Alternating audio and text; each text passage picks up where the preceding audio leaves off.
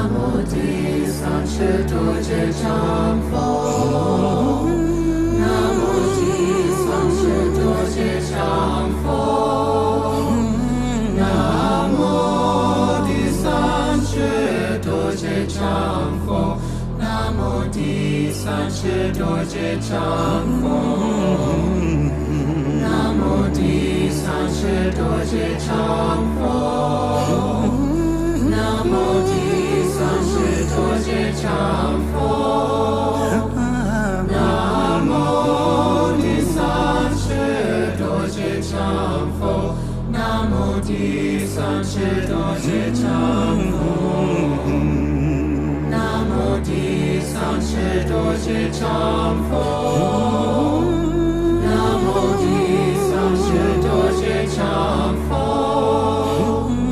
Namo Di Sanche Doje Changfo. Namo Di Sanche Doje Changfo. Namo Shi Jamo Ni Fo. Namo Shi Jamo Ni Fo. Namo Shi Jamo Ni Fo. Namo Shi Jamo Ni Fo. Namo Shi Jamo Ni Fo. Namo Shi Jamo Ni Fo. Namo Shi Jamo Ni Fo. Namo Shi Jamo Ni Fo. Namo Shi Jamo Ni Fo. Namo Shi Jamo Ni Fo. Namo Shi Jamo Ni Fo. Namo Shi Jamo Ni Fo. Namo Quan Cheyen Pusa. Namo Quan Cheyen Pusa. Namo Quan Cheyen Pusa. Namo Quan Cheyen Pusa. Namo Quan Cheyen Pusa. Namo Quan Cheyen Pusa. Namo Quan Cheyen Pusa. Namo Quan Cheyen Pusa. Namo Quan Cheyen Pusa. Namo Quan Cheyen Pusa. Namo Quan Cheyen Pusa. Namo Quan Cheyen Pusa.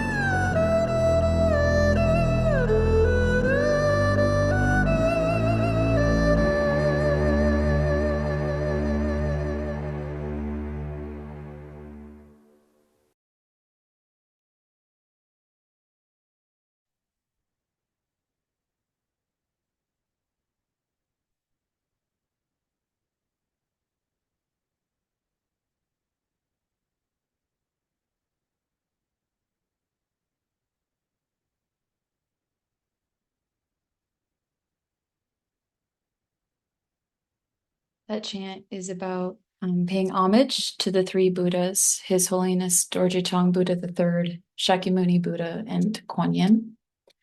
And so it encompasses, our guides, our refuges, and who we rely on, and who has realized the way and who teaches us the way.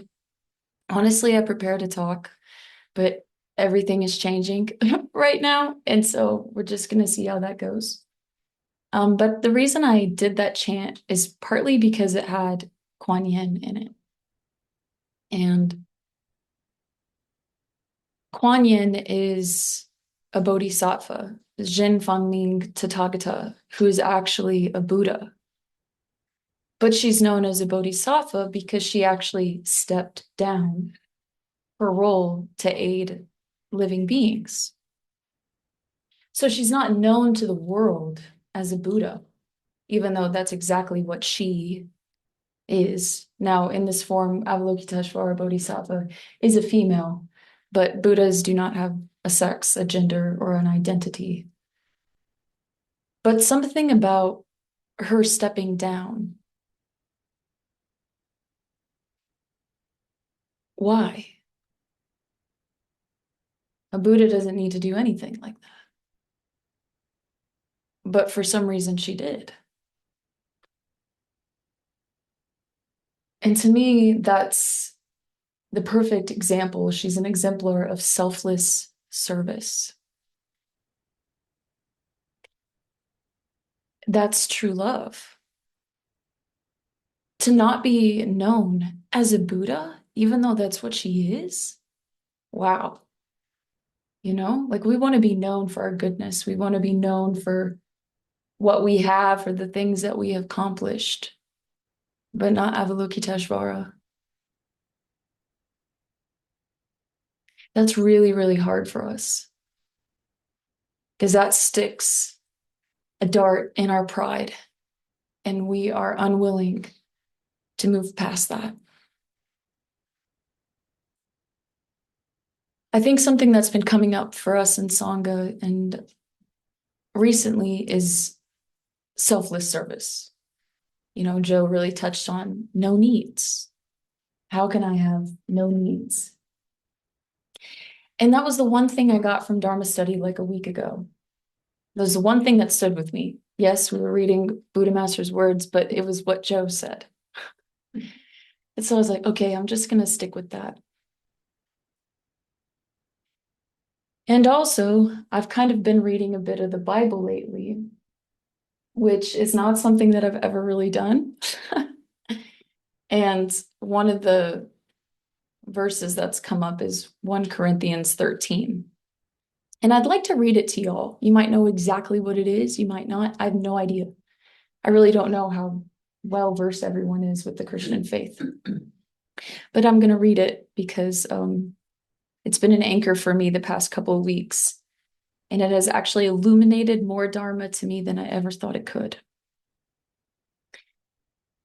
If I speak in the tongues of men or of angels, but do not have love, I am only a resounding gong or a clanging cymbal. If I have the gift of prophecy and can fathom all the mysteries and all knowledge, and if I have faith that can move mountains, but do not have love, I am nothing. If I give all I possess to the poor and give over my body to hardship, that I may boast but do not have love, I gain nothing. So that right there is so potent, right? Like I became a monastic, endeavoring to do this disciplined practice, this ascetic-like nature. But if there was no love in my heart, all of it is worth nothing. And okay, honestly, what came up is I keep coming back to the same suttas. So I'm sorry, y'all, if it's a bit redundant. But that part right there, if I have all of these things, but I do not have love, I have nothing. Like, what does that mean? What does that mean for you in your day to day? Let's see. Okay. This is one sutta that really stands out to me.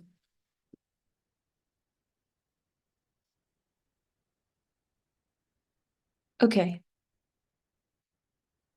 Monks, if someone were to give away 100 pots of food as charity in the morning, at noon, and in the evening, if someone else were to develop a mind of loving kindness, even for the time it takes to pull a cow's udder, either in the morning, at noon, or in the evening, this would be more fruitful than the former.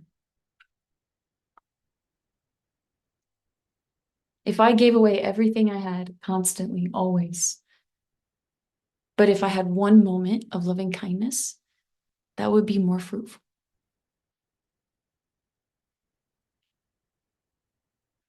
If I do not have love, I have nothing.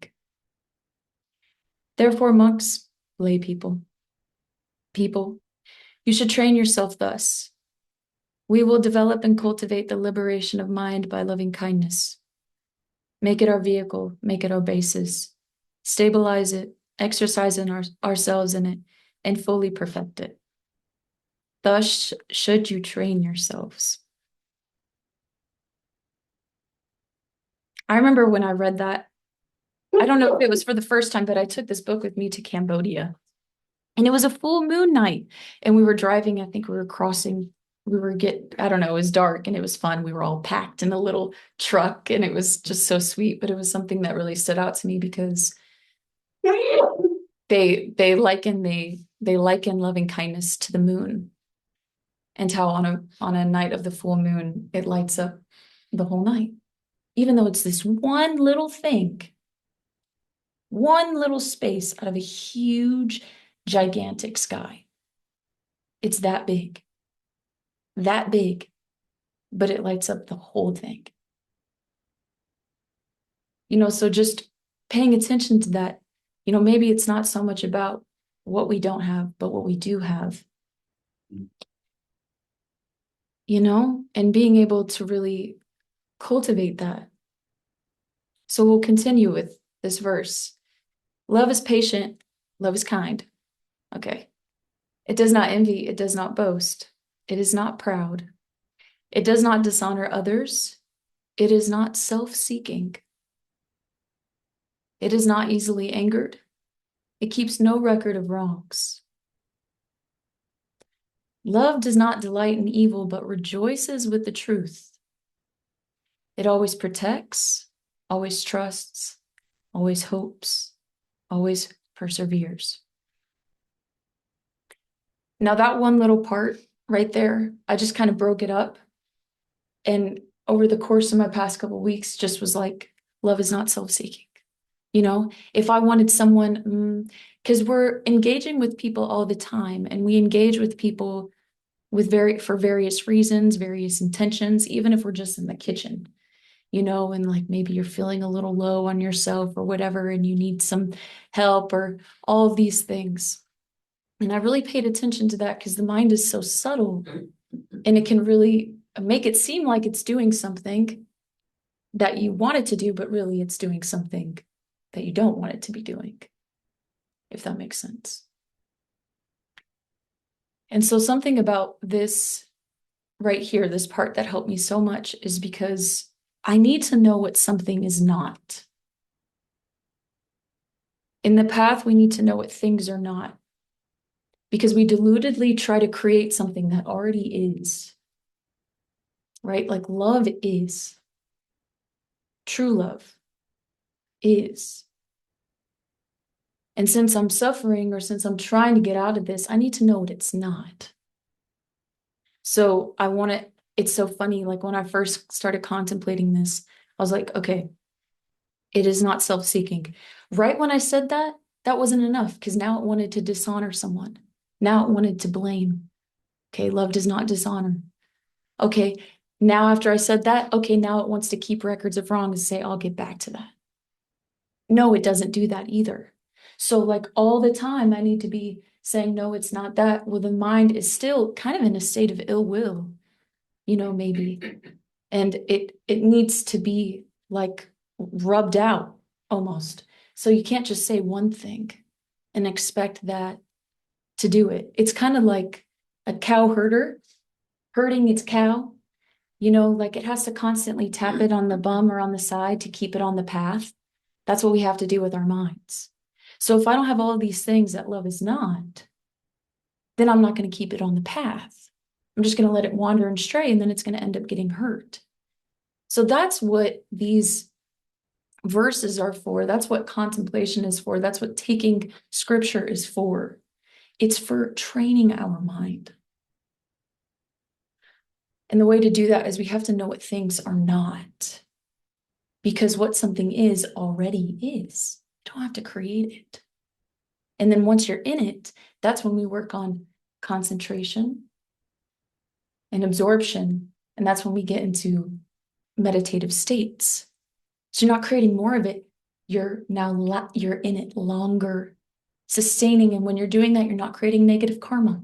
So now you're more likely to do that again and again and again. And so that's why we need to know, I keep coming back to this, what things are not, and all the different angles. We got to get every angle of something, because the mind is so tricky, and it's gonna be like, okay, not that, but I'm gonna do this. No, don't do that either. And so I've been really thinking about love, honestly, and we have to be careful using that word, because there's a lot of defiled love, or a lot of love rooted in attachment. And so going back to this verse, is it says, love is not self-seeking. So what is love? Selfless. True love is selfless.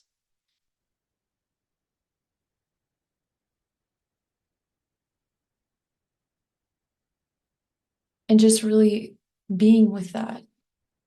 Something came up and it was like Tenzin Palmo. We follow her on Instagram on our Heartwood page. And I'm not kidding, but every time I get on our Heartwood page, the first post is always her with a quote of her. It's incredible. I don't know what our algorithms have synced, you know.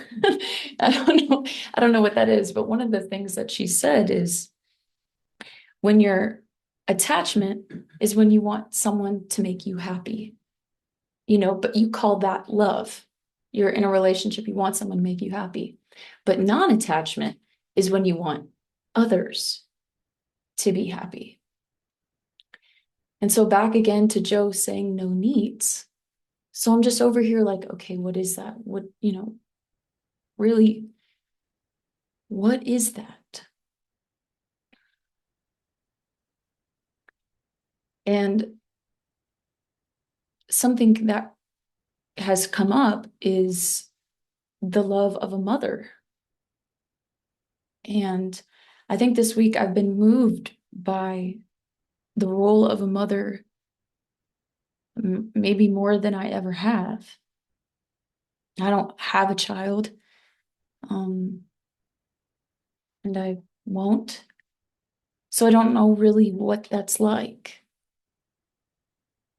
But I've been seeing these videos and I've been around mothers for long enough to know that you don't get a sick day. You don't get a vacation day. You don't get someone coming to you, patting you on the back, saying it's going to be okay.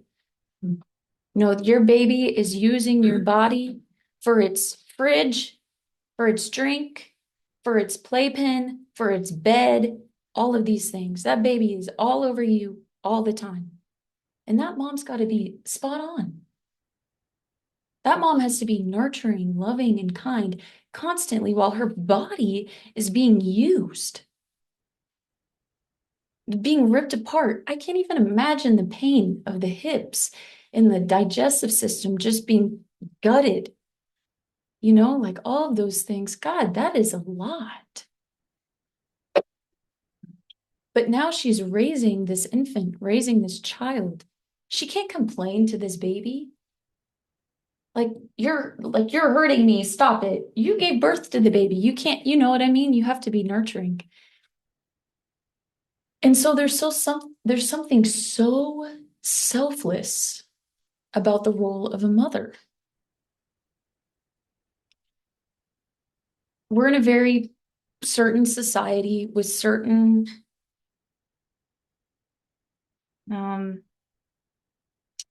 ways that we go about things. And it's always been father. It's always been man. It's always been he. We've been conditioned to be that way. And I think something about that kind of hurt, because I was always trying to get this fatherly love that I never really understood. But the more I'm contemplating love, the more I'm seeing mother. And that is overwhelming. And it is full, it is vast, and it is expansive, and it does not end. Buddha Master says, Prajna is the mother of all Buddhas. When he talks about us contemplating all living beings, he says, mother sentient beings. All across the board in Buddhism, to treat all beings as if they were our mother. You know, that's different. So lately I've just been contemplating the selfless acts of a mother. Not even necessarily my mother, but just mothers in general. And actually, I've told this story twice this week, but I kind of want to share it again. And it's about Yasodhara, who was the Buddha's wife. And they had met in many lives before his final life when he was a Buddha and attained Nibbana. And I'm pretty sure the story goes, he was on his way to a spiritual teacher. He was endeavoring to be a disciple, to become a student. Well, as he was getting close, he realized he didn't have an offering. You know, he didn't have an offering. So he was like, I can't go in there. I get disrespect. Oh my gosh. Well, this woman walks by and I think she has some flowers in her hand or maybe a rose or something. And he goes, Miss, can I please buy that from you? She's like, no. She's like, I'm going to give that, you know? And they end up working out this deal. And she says, okay, I'll give it to you, but only if you marry me. Right? And he says, okay. And so for lifetimes, they were married in lifetimes, cultivating this spiritual relationship. Well, fast forward to when Gautama is leaving the palace that evening. And I remember, I think Dr. Lai shared the story this way from Urban Dharma, and it stuck with me because it was so potent. But they just gave birth to their son, Rahula. And the Buddha is so overwhelmed by not knowing the cause of suffering. He's like, how can I raise a family when I do not know the truth of the universe? You know, like I can't, oh my gosh, the harm I would do.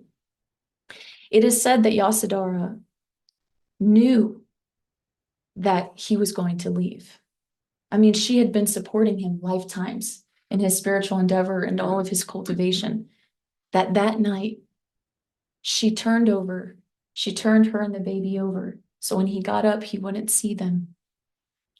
So that he would be able to leave because he loved her so much that if he would have saw her, it is said that he wouldn't have left.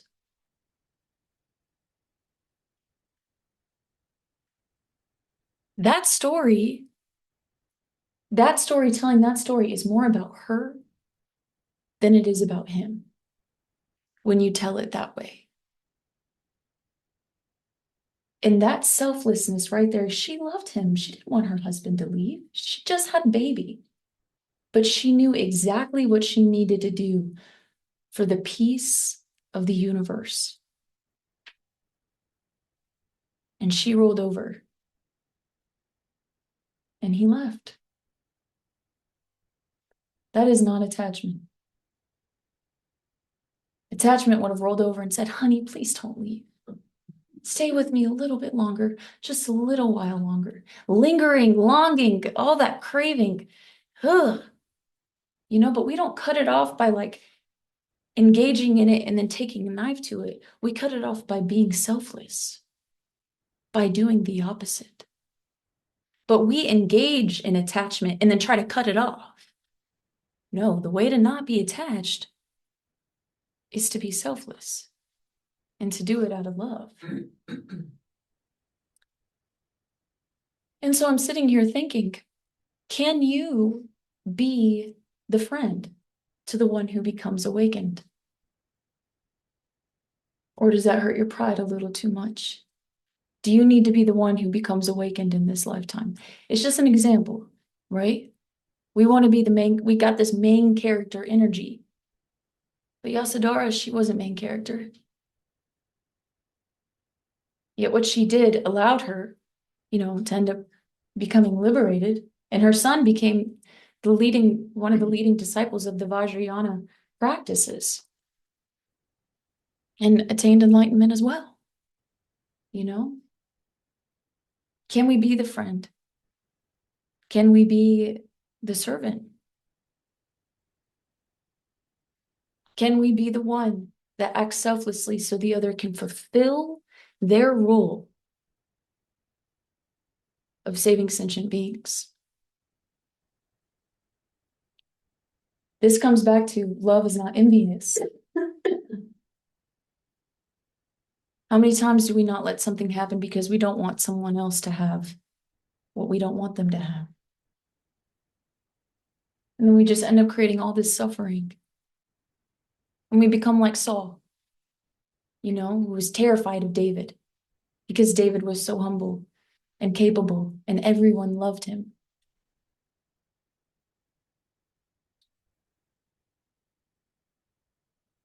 It's a lot to ask. Love is not easy. If it were, it won't be worth anything. But because it's natural, it's available, and it's already right here. So I asked myself the other day, I'm like, you know what? Not thinking about the teachings, not thinking about literature, not thinking about what anybody has said. What do I believe? What do I believe? Just in here. And you can honestly go ahead and check in with yourself. Not someone else's voice, not something you read from a book. What is something that you just innately believe?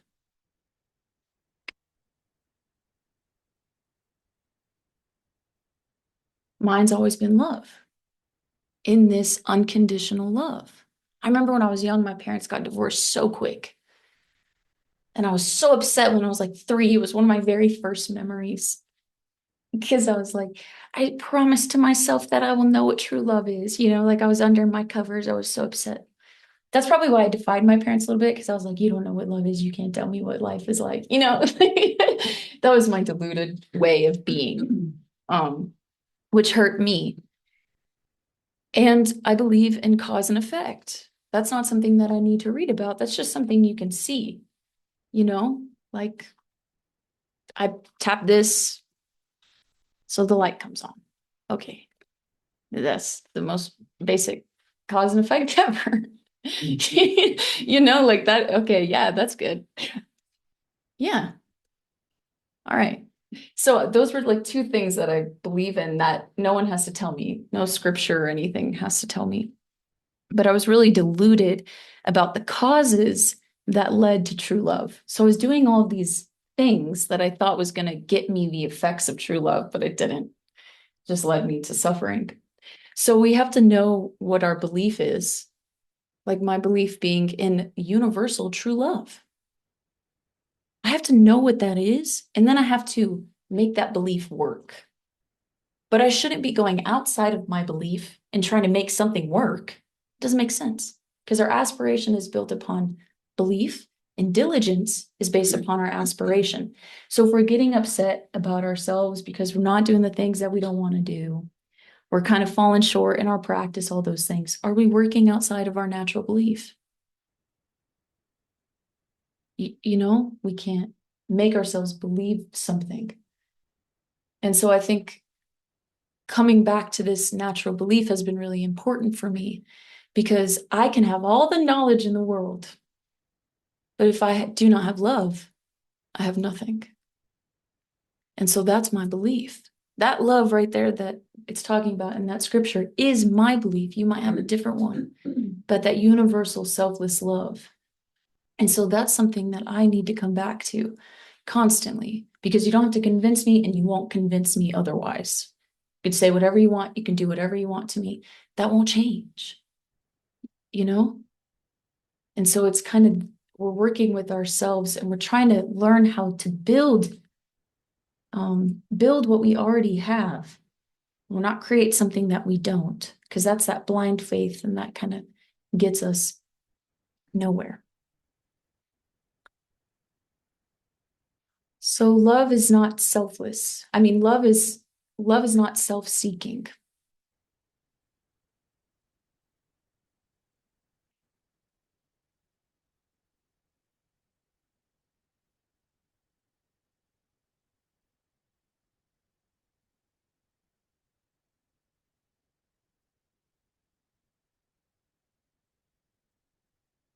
Hmm. Okay, I can read the rest of this. Love never fails, but where there are prophecies, they will cease. Where there are tongues, they will be stilled. Where there is knowledge, it will pass away. For we know in part and we prophesy in part. But when completeness comes, what is in part disappears. When I was a child, I talked like a child. I thought like a child. I reasoned like a child. When I became a man, I put the ways of childhood behind me. For now we see only a reflection as in a mirror. Then we shall see face to face. Now I know in part, then I shall know fully, ever as I am fully known. And now these three remain: faith, hope, and love. But the greatest of these is love. Maya Angelou, she has that quote, I did what I knew how to do. Now that I know better, I do better. And it makes me think, did she get that from this? You know? And so we're learning what love is. We don't fully know what that is. We're learning how to become selfless. But I really like approaching emptiness with this love. And it's because everything that we have is because of all other sentient beings. So all of our talents, our skills, our clothes, our food, everything is because of others. Everything. Nothing is because of us. Do you know what I mean? So it's this approach of the emptiness of phenomena, but through the eyes of love. It makes it a little less painful, not so resistant. Like we have a lot of resistance to change. But if we can just see what's already there, because it is, we might enjoy our practice. We might love, this path. This path will bring us what? Joy. It's not going to bring us, it will bring us hardships and, pain and suffering. We're going to go through that. But there will also be joy. Because now we are looking at the universe the way that it is. And that is, everything is because of others. Everything, everything, everything, everything. So when we can learn how to love, we're learning how to become natural. It's not defiled love. It's not attached love. It's selfless, natural love. Now, the universe doesn't have a persona. The Dharmakaya is not a male or a female, but it does not differentiate. So it doesn't love Maureen more than it loves Giovanni. It doesn't love grass more than it loves an airplane. That's not a thing. It's already equanimous. The universe is. We give it the altered perception. We impute our beliefs, our ways of thinking onto it. And that's why we suffer. The universe is not suffering.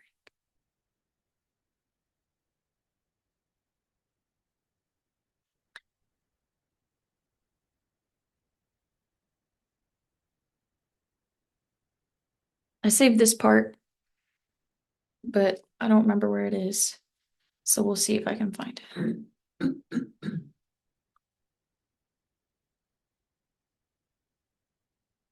Okay. So now let's say we're having a bit of a hard time loving others. We've got some resentment. We've got things that we're holding on to. We're feeling validated. We're feeling justified. We're feeling righteous. All right. I accept that. We need a little bit more medicine to convince ourselves otherwise. So this is a wonderful book, 8 Steps to Happiness. The Buddhist Way of Loving Kindness by Geshe Gelsang Gyatso. I love this book. I ate it up completely. His work is great and really is a supplemental teaching to our practice and to our path. So this right here is the kindness of others. Now, what he says, honestly, Buddha Master says the exact same thing, but it's all right here. Buddha Masters, it's in different parts and different discourses, kind of scattered, but here it's a little bit combined. So he's talking about the kindness of others. All living beings deserve to be cherished because of the tremendous kindness they have shown us. All our temporary and ultimate happiness arises through their kindness. Even our body is the result of the kindness of others.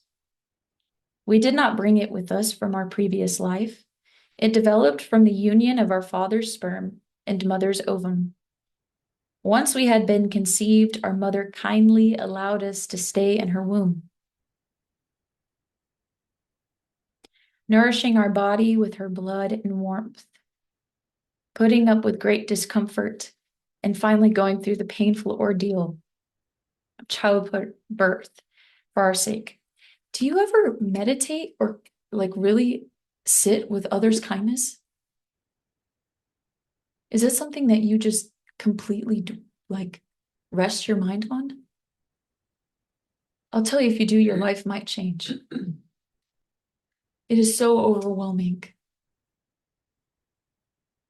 It is so overwhelming.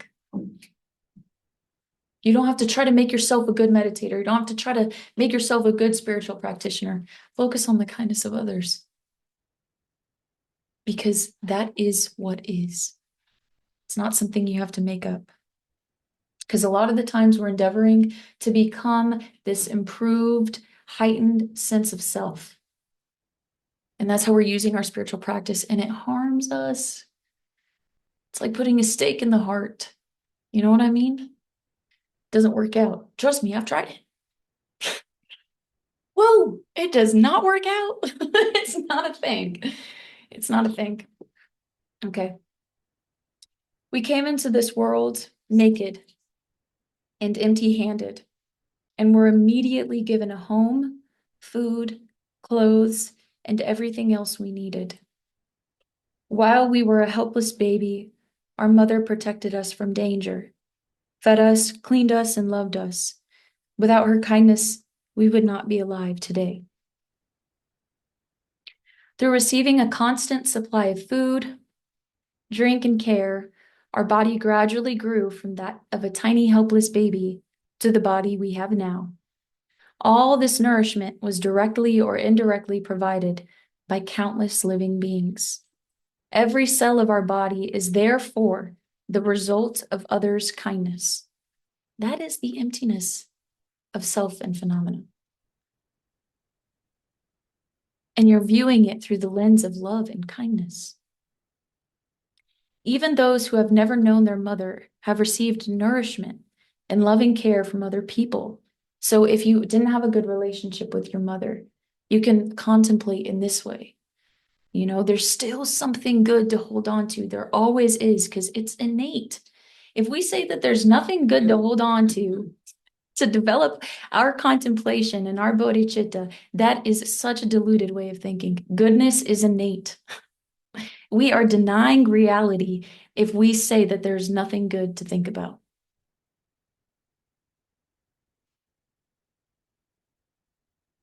The mere fact that we are alive today is a testimony to the great kindness of others. It is because we have this present body with human faculties that we are able to enjoy all the pleasures and opportunities of human life.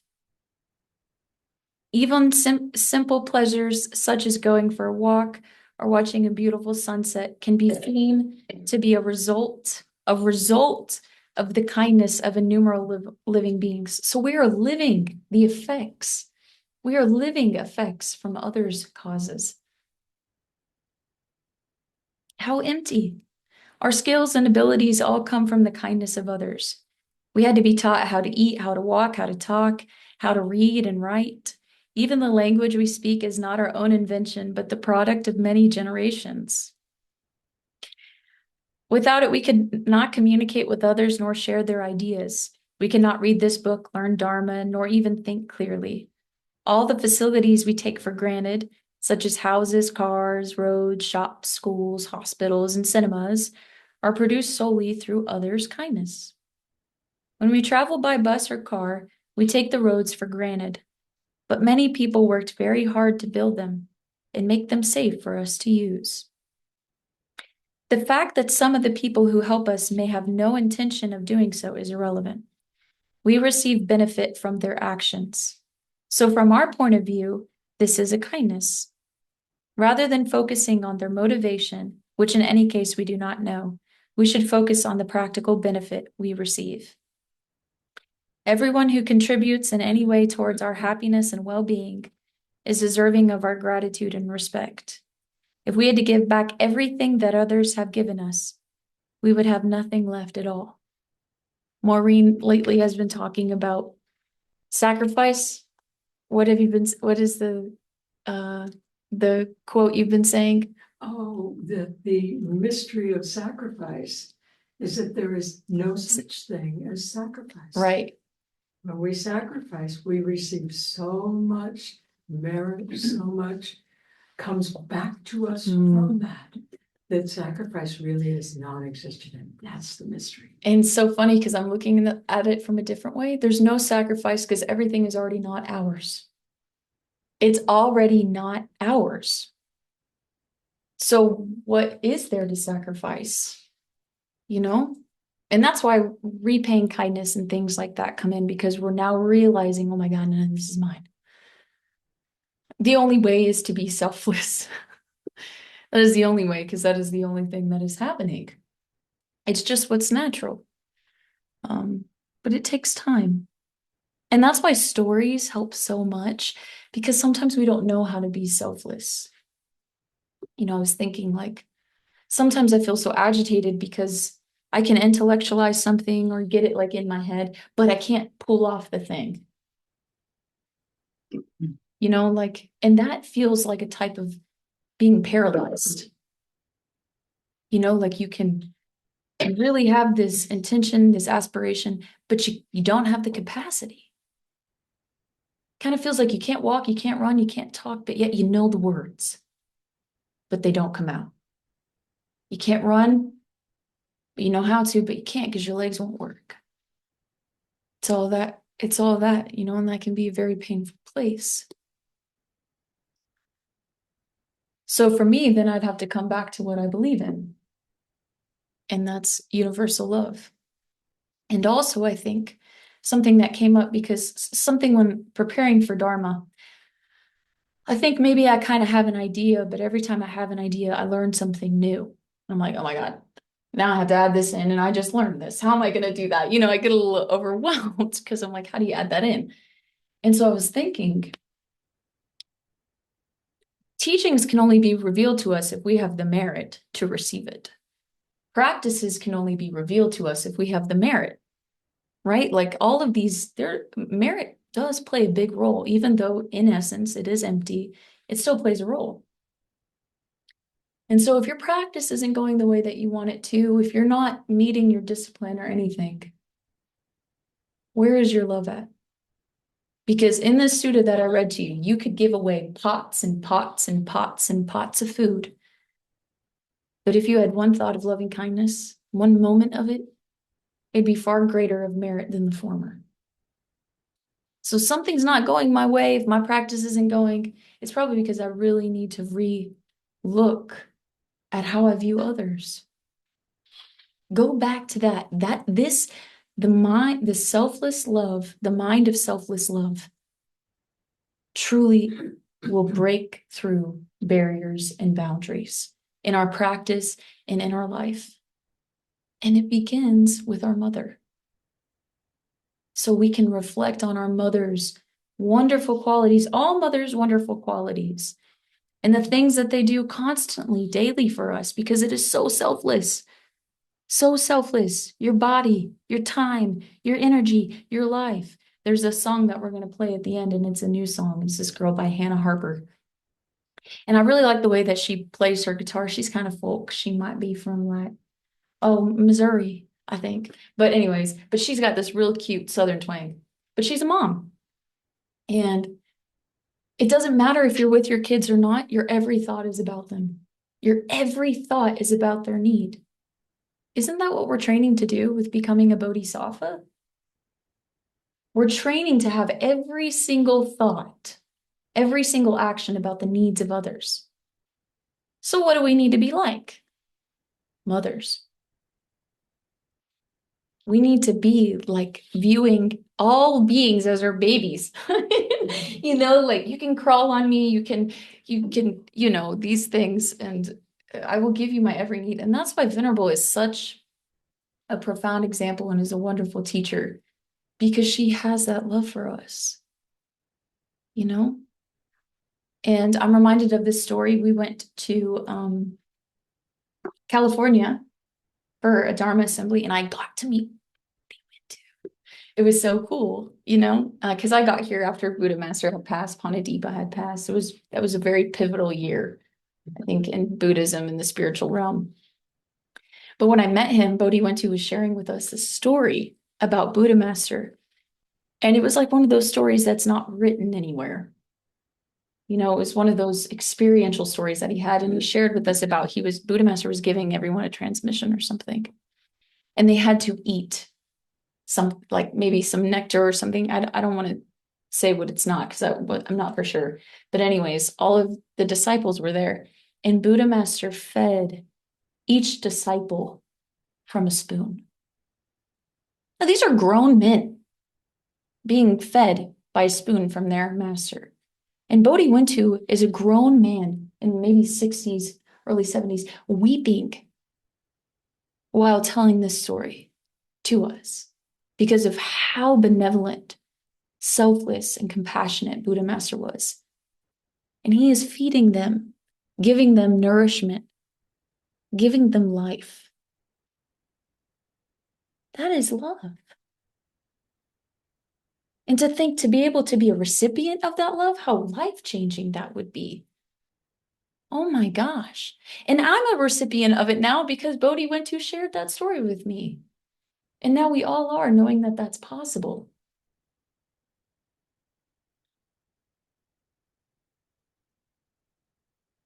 Buddha Master gave his disciples money. He aided them at every turn, always.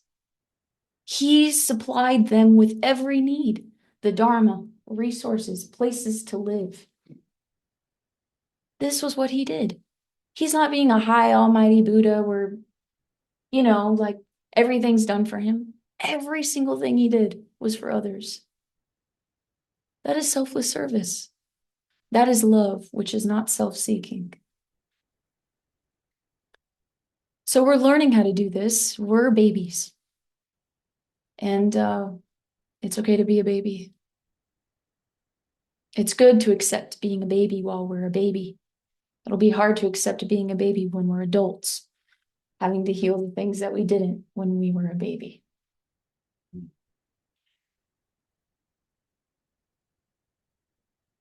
But if we constantly just kind of infuse our minds with the kindness of others, we'll notice later, like, oh my gosh, where did the day go? What a beautiful, wonderful day. You know, like you're just supported by it. You already are. It's already happening. It's so good. I want to share another story. I'm kind of in the mood to share stories because this is what can really help keep our practice afloat. And it's actually a story about Tenzin Palmo's mother that Jetsuma Tenzin Palmo posted. And I thought it was brilliant. And I saw it yesterday. Of course, after pondering love, and in the quote, the title is in big font, Unconditional Love. It's like, ooh, I want to read this. And this is, to me, and Tenzin Palmo was a nun who lived in seclusion for years and years and years, and she loved it. That was like her favorite. That was like her favorite way to live and practice. And she shares this story about her mother. Unconditional love. To me, isolation was a way to come to terms with who and what we really are, and when we are not playing roles. Normally, we are continually playing many roles in our lives. When you are alone for an extended period of time, it's very boring playing roles for yourself, so you begin to drop it. Retreat gives us this time and space in which we do it quite organically, not in a harsh way. And I liked being up in the cave. I had a good time. People think I did to rival Milarepa, but it was nothing like that. I was very joyful. I loved to be in there. I couldn't think of anywhere else I would rather be. Anything else I'd rather be doing. So that's why I lived there. It sounds like Busita on her retreat. She says, as for my family, on the whole, most of them didn't have any say one way or the other. My father had died when I was 2. I had one brother, but he was abroad. There was only my mother who had any impact on me, and she became a Buddhist about 6 months after I became a Buddhist in England. Then she spent a year with me in India with my teacher. She took refuge with my Lama and was devoted to Tara, so she was very supportive. For many years, she even sent money to support me there, which was extremely hard for her. When we talk about unconditional love, I think of my mother, because my brother was in Saudi Arabia, I was in India, and there she was, all alone. But she never said, why don't you come home and take care of your old mother? You know, she never used psychological blackmail, even when she was really sick and nearly dead. I didn't even know. She didn't write to me because she didn't want my practice to be disturbed. She thought that either she would recover, in which any case, why bother me? Or else she would die, in which case, why bother me? Either way, why bother her? She said, I only learned she was ill from a friend of hers who wrote me an indignant letter. Your mother is dying. Why don't you come home? She said, I didn't know anything. My mother didn't tell me. She really understood.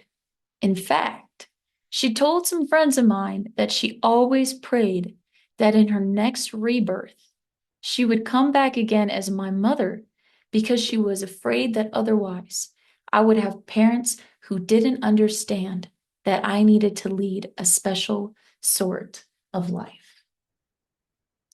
That's love. She died about 15 years ago while I was in retreat. People mistake love as attachment, but real love is thinking of others, not yourself. My mother to me is a shining example of unconditional love. Jetsun Matenzen Palmo.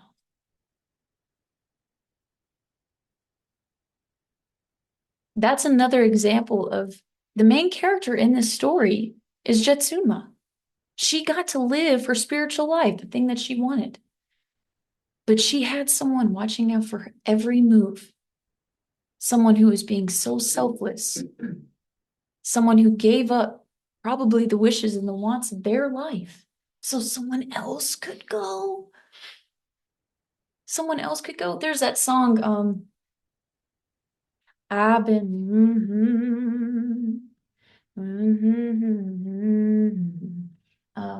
I'm gonna start moving. It's the Harriet Tubman movie, and she's talking about going. I'm wading through muddy waters. You know, I got a made up mind. And at the end, she says it's about her going to help free the slaves, but she's going to go alone. And she knows this and she's going for it. And the song is her aspiration, her endeavor. And at the end of the song, it says, I will prepare a place for you. I will prepare a place for you. And this story of the mother, she helped prepare a place for her daughter. So her daughter was living the effects of someone else's kindness. And that's why we have to really, really, really be mindful of the things that we think, because collective consciousness is a real thing. What other people think, it does influence our lives. It really does. That's why it's so hard to reach enlightenment in this day and age, because counterfeit has taken over and people are so lost, so scattered, and so caught up in self-identification, so caught up.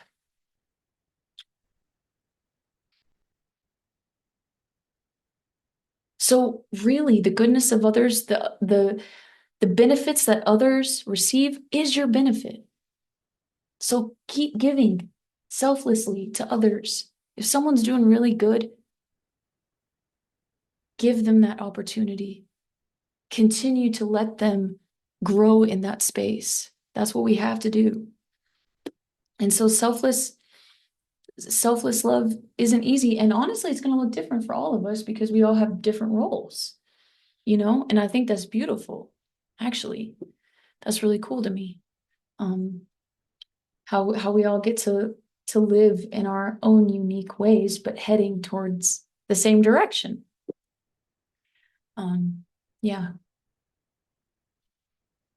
So I think I'd like to just leave us today with the kindness of our mother, and really like sit with that when you go home. Sit with what you truly believe in. Ask yourself what you truly believe in. Because if you don't ask questions, you'll get no answers. But reflecting on others' kindness is a wonderful practice because it's already there. Reflecting on a self that we want to create is not a good practice. This is not there. So we're working against reality. So we want to work with reality. And make sure that's all.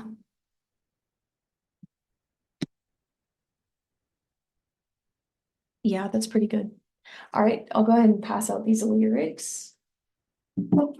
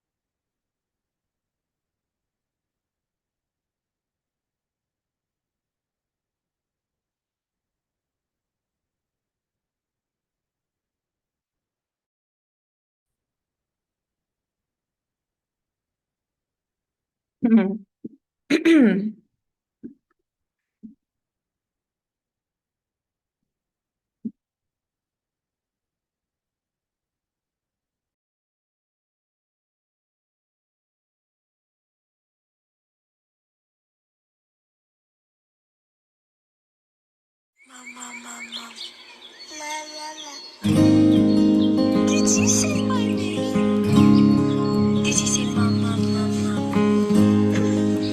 Can you say it?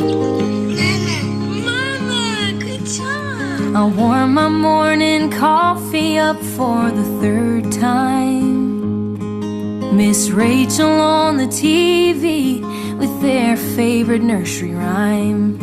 Hot Wheels and little people under my feet.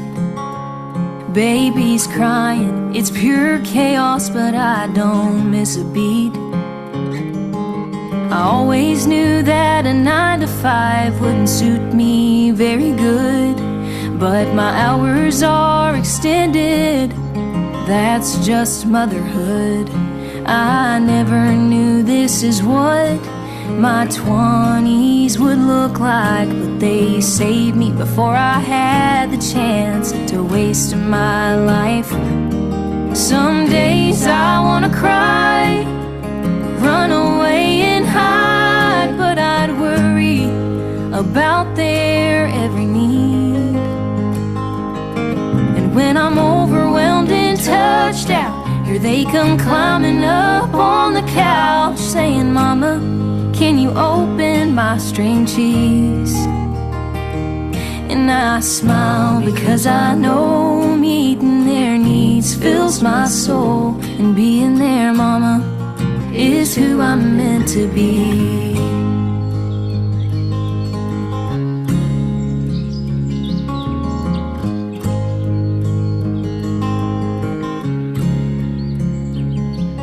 One day I'll be alone with a hot, fresh cup of joe, wishing that someone would just drop by. And I'll sit and reminisce times that I sure miss, scattered toys and a baby on my hip. I thought finding peace in the quiet's what I wanted, but I'd give anything to go back to being needed. To those days I wanna cry, run away and hide, but I'd worry about their every need.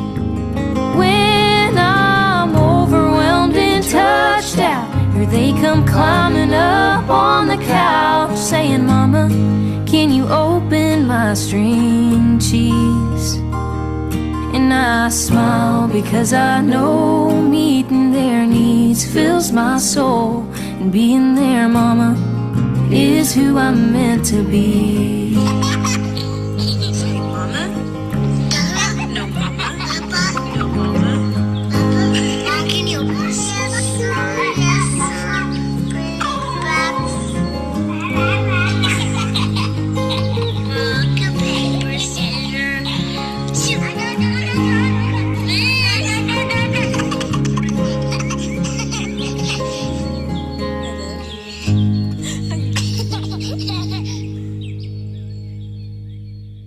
I'd like to look at some of those lyrics because that's what really stood out to me.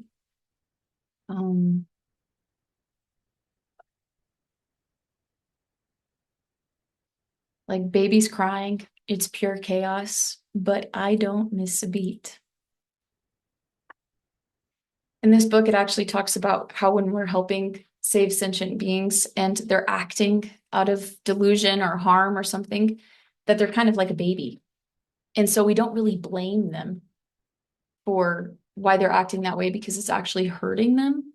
So if we can see beyond who they are, but into the action, we can help alleviate their suffering and actually be of service. But we can't be of service when we're holding something against someone. Yeah. And we can be surprised at how we can be at service, because we can be in service in an infinite amount of ways. And you don't know who you'll touch. Busita will talk about the little glimmers of kindness that she gets from people around town, and how she's like, that made my day. Like one person that I don't even know was so kind that exuded, oh, we went to go pick up a prescription. And the lady who gives her prescription always is so kind to her. And it stands out so much. Like it stands out so much, and it literally changes a person. Just one thing. One thing. But I don't miss a beat.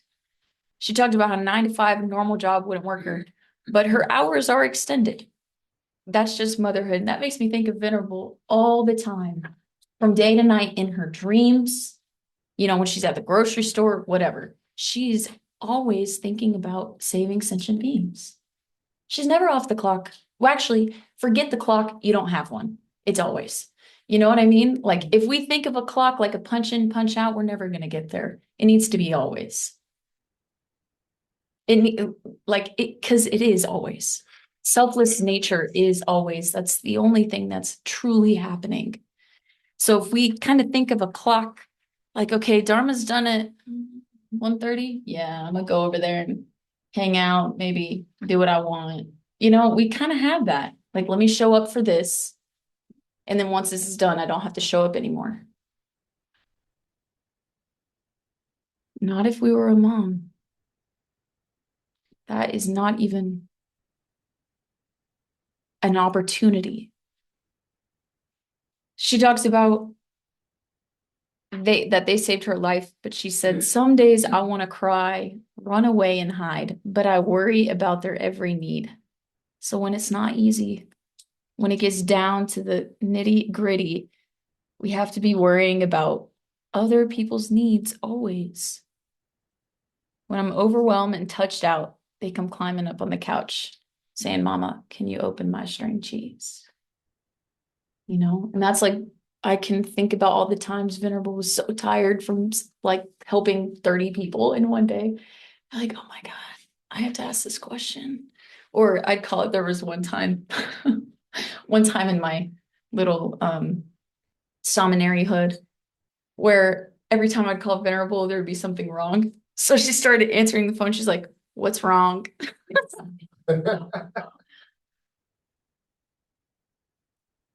You know what I mean? Like you always go to your mom when there's something wrong. Like if you're a mother, honestly, you're probably gonna get like 99 problems. You're gonna be dealing with problems all day. If you don't want to deal with problems, don't do the Bodhisattva path. It's just not a thing. You're going to literally be dealing with problems all the time. And so we can see that no problems isn't what is true happiness. We kind of have this wrong idea about what happiness is, and we have to get really right about that. And that takes practice, time, and contemplation. Because there's going to always be problems. There's always going to be someone that's better than you. There's always going to be an opportunity that's greater, whatever. There's always going to be something that's off, you know? Buddha Master says in Learning from Buddha, there is no perfect person, yet there are Buddhas. So perfection is not true happiness. You know, it's having ultimate bodhicitta, which is the mind of love in the holy sense, which is what he says in the Dharma of cultivation. And that's caring about their every need, no matter what. So if you're not convinced that every being is your mother and you have a hard time working with some people, I just want to read this one thing to you. Because we're all in different places, and honestly, we all need different medicine. The words in this verse of the root text, all my mothers, refer to all living beings. Through his omniscient wisdom, Buddha realized that there is not a single living being who has not been our mother in the past. And each of these mothers has shown us infinite kindness. Because we cannot recall our previous lives, and because the aspect of our mother changes from life to life, we do not recognize them or remember their kindness. You know how bad that hurts right now? The fact that I'm walking by all of these people who have done all of these things for me, but I cannot recognize it. And now I'm prideful and arrogant and completely unaware of the goodness that they've done for me. That's a little painful.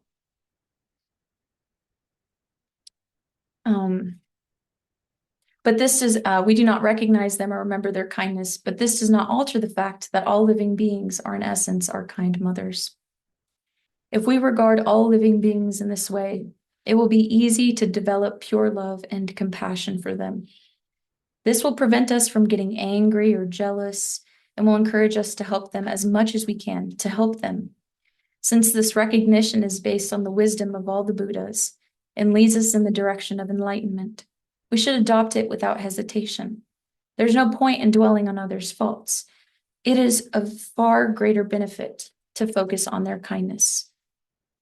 Even though we may find it difficult to prove for ourselves the truth of the view that all living beings are our mother, we would nevertheless be wise to accept it because there are enormous benefits in doing so. We should understand that ultimately nothing is true except emptiness. Conventional objects such as people, trees, atoms, and planets have a relative degree of reality that distinguishes them from non-existence, such as square circles and unicorns. But only the ultimate nature or emptiness of phenomena is true, because it is only emptiness that exists in the way that it appears. Objects exist only in relation to the minds that cognize them. Since an object's nature and characteristics depend upon the mind that beholds it, we can change the objects we see by changing the way we see them. We can choose to view ourselves, other people, and our world in whatever way is most beneficial. By steadfastly maintaining a positive view, we gradually come to inhabit a positive world and eventually a pure land. So that right there is so big because you can take contemplating the kindness of others all the way to the emptiness of phenomena. Isn't that incredible? Objects exist only in relation to the minds that cognize them. Since an object's nature and characteristics depend upon the mind that beholds it, we can change the objects we see by changing the way we see them.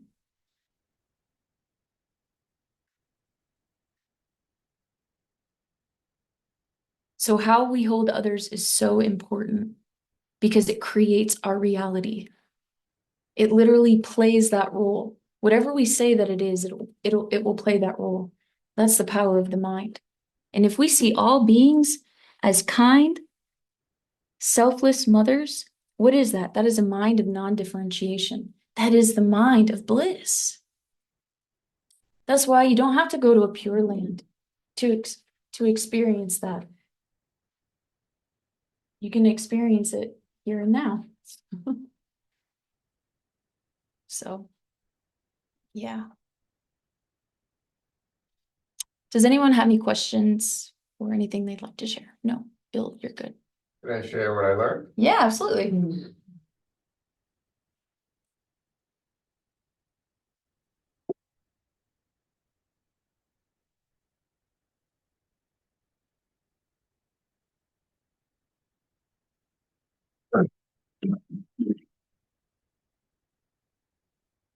You really built it today.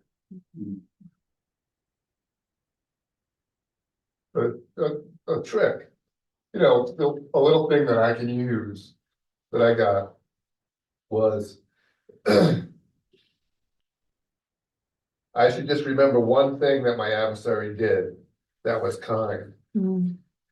When I feel ill will towards them. And even if I didn't know them long enough to have done anything kind, I can imagine them being kind to someone else because everyone's kind to someone. And kindness is the only thing that matters. That's what I got.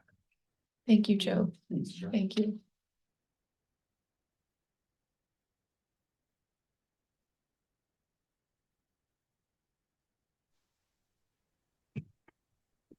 I just wanted to share. I'm so grateful for just hearing you say the way to end attachment is to be selfless, because I've been trying to hold on to the memory of my partner, and I knew it was clinging, and I couldn't see myself out of it because I thought that was the way to demonstrate more love for him. And this shows me another way. So I just want to say thank you. Thank you, Lauren. We miss having you.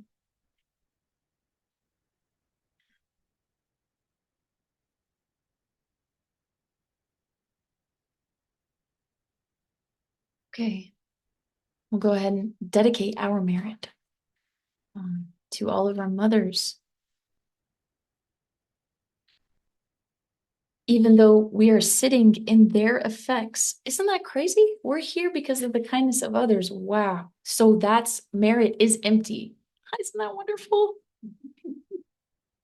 It's their good works playing out in our lives right now.